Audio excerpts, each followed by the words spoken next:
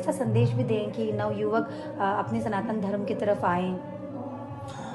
देखिए, अभी यहाँ पे श्रीमद् भागवत कथा हुई है। श्रीमद् भागवत कथा में सबसे बड़ी जो 5 चीज़ें बताई गई हैं, वो यदि इंसान अपने जीवन में अंगीकार कर लेता है तो मेरे हिसाब से उस पर कोई भी उसके जीवन में दुष्प्रभाव नहीं होने वाला है और उसका जीवन सुंदर बन जाएगा, हर तरीके से सहज हो जाएगा। लौकिक मान सम्मान, ऐश्वर्य, भोग, जितनी सामग्रियां सब उसको मिलेंगी। कब मिलेंगी? जब वो इन 5 चीज़ों को करेगा अपने जीवन में। कौन सा? पहला तो उसको चोरी नहीं करना है, ठीक है। दूसरा क्या है कि उसको ध्रुतम बोले तो जुआ वगैरह जो होता है ये सब नहीं करना है। मदिरा पान नहीं करना है।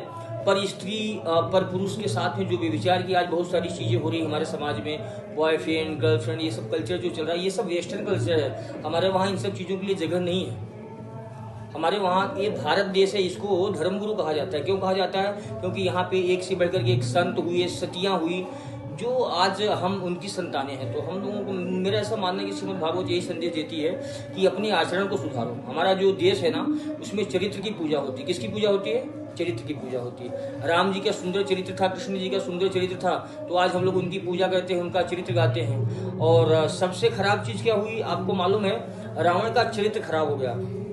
रावण के पास ज्ञान की कोई कमी नहीं थी। सोने की लंका थी, था खचाखच सोना भरा लंक की दीवार में, पर न रत्ती भर गया रावण के मरती बार में। धर्म ही जाता रहा तो धन रहा किस काम का, छोड़ के चिंता तो धन की, फिक्र कर तू धाम का, प्रभु धाम का, क्योंकि धर्म ही जाता रहा तो धन रहा किस काम का। हम लोगों के अंदर इतना लोभ बढ़ गया, इतना पाप बढ़ गया है कि हम लोग पैसा कमाने के लिए कुछ भी करने को तैयार है। जबकि हमारे शास्त्रों में जो 4 पुरुषार्थ बताए गए हैं, धर्म अर्थ काम और मोक्ष, क्या बताए गए हैं?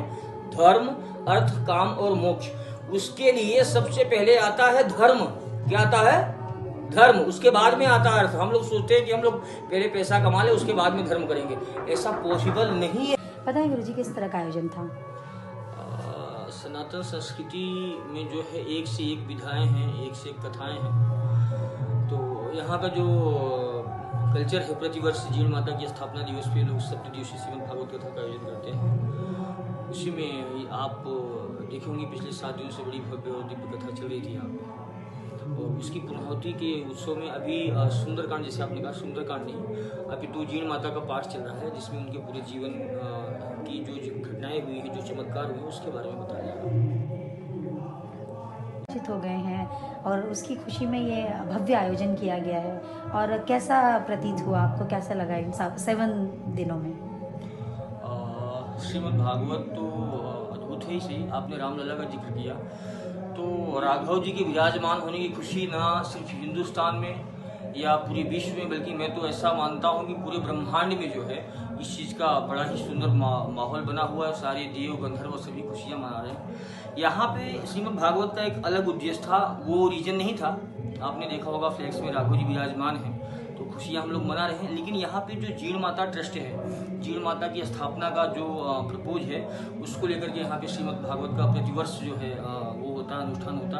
पिछले 2 वर्षों से शायद नहीं कर पाए थे लोग कोरोना की वजह से, बाकी इस बार हुआ। और आपने देखा पिछले 7 दिनों से बड़ा ही सुंदर कार्यक्रम चला। काफ़ी भक्तों ने आकर के हाजिरी लगाई, यहाँ पे अपने जीवन को धन्य किया। बाकी और क्या प्रपोज है उसके बारे में जो यहाँ ट्रस्ट के लोग हैं आपको बताएंगे हमारे भैया।